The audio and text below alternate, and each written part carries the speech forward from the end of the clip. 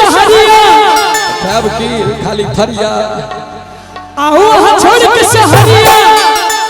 लेने आए बैग सड़िया सुमरन हम कपड़ों पहने पहन के लिए हमरा बेसी आलर झाला ने सोहई एकदम ठीक की राधे भाई बिल्कुल आओ छोड़ के शहरिया लेने आए बैग सड़िया सुमरन सड़िया राजा जी कुसुमरन सरिया राजा जी सेठ लग करिया राजा जी आओ छोड़ के शहरिया लेने आए बैग सड़िया सुमरन सड़िया राजा जी सेठ लग करिया राजा जी कुसुमरन सरिया राजा जी सेठ लग करिया राजा जी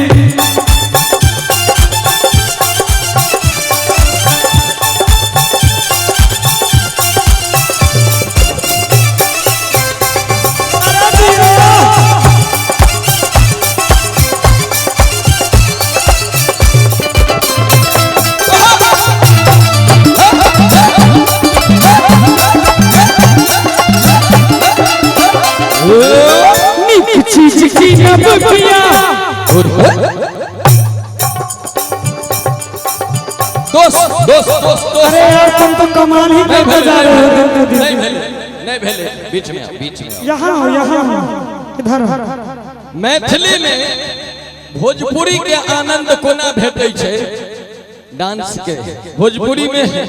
डांस जते गवैया छे आई के डेट में भरत शर्मा जी के छोड़ कर बाकी सब नाचै छे क्या सभी नाचते हैं आओ ये दिल्ली के डांसर छे ये सब मॉडल छे जे कि एल्बम सब में नृत्य करै छे ओकर हम देखबै छी भोजपुरिया स्टेप जूली शुरू की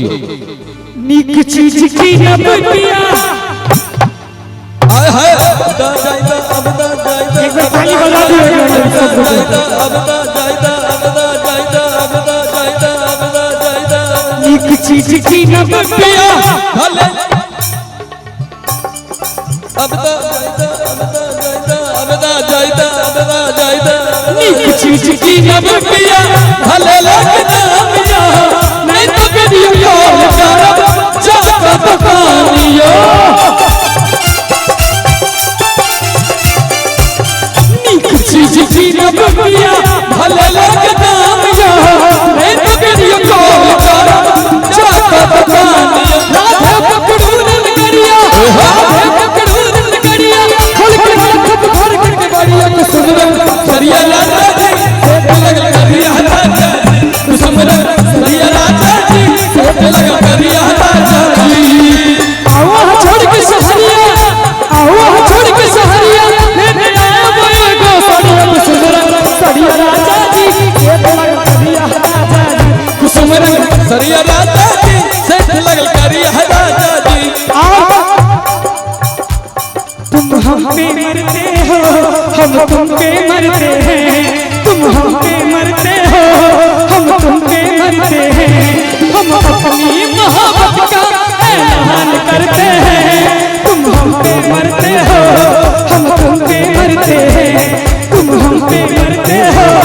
हम तुम पे मरते हैं कुसुमरन सरिया राजा जी सेठ लग करिया राजा जी कुसुमरन सरिया राजा जी सेठ लग करिया राजा जी सर बैठे हुए हैं मैथिली समझ रहे हैं सर समझ रहे हैं लेकिन आपके लिए एक लाइन भोजपुरी में गाना चाहूंगा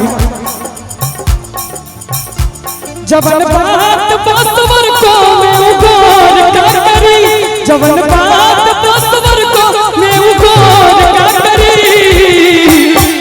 सर जबन को दी ही अना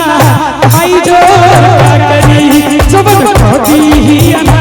होई जोर का करी जबन बात बसवर को मैं उगोर का करी जबन बात बसवर को मैं उगोर का करी जबन को दी ही अना होई जोर का करी जबन को दी ही अना होई जोर का करी सर ये लाइन आपके लिए था दोस्तों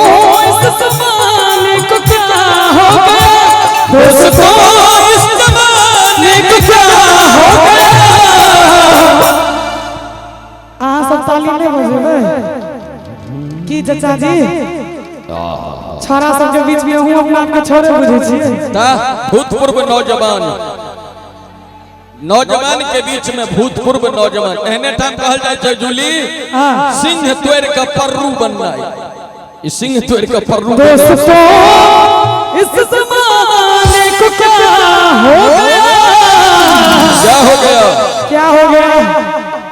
ये मुखिया जी के छथिन मुखिया जी छथिन नहीं अच्छा विधायक जी वाह नाम नहीं सुनने चलिए दोस्तों इस जमाने को क्या हो गया एक बार पांचवा सतानी बजा दियो सब जिसको चाहा वही बेवफा हो गया बेवफा हो गया दोस्तों इस जमाने को क्या हो गया दोस्तों इस जमाने को क्या हो गया अहाँ सब मोबाइल में की देखे छियै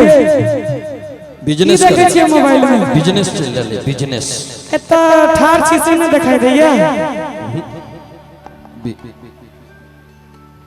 मोबाइल के राखो ने तो फेंक दियो पोखर में पाछा वीडियो बनबै छी एक बार ताली बजाबियो तो अहाँ सब अखन तो बियाह हो जिसको चाहा वही बेवफा हो गया बेवफा हो गया आप ही ने बनाई ये हालत मेरी आप ही ने बनाई ये हालत मेरी आप ही पूछते हो ये क्या हो गया आप ही पूछते हो ये क्या हो गया सरिया राजा जी खेत लग बलिया राजा जी कुसुम लग सरिया राजा जी खेत लग बलिया राजा जी कुसुम लग सरिया राजा जी खेत लग बलिया राजा जी कुसुम लग सरिया राजा जी खेत लग बलिया राजा जी कुसुम लग सरिया राजा जी खेत लग बलिया राजा जी कुसुम लग सरिया राजा जी खेत लग बलिया राजा जी कुसुम लग सरिया राजा जी खेत लग बलिया राजा जी कुसुम लग सरिया राजा जी कुसुम लग सरिया राजा जी आ सूट एगो करिया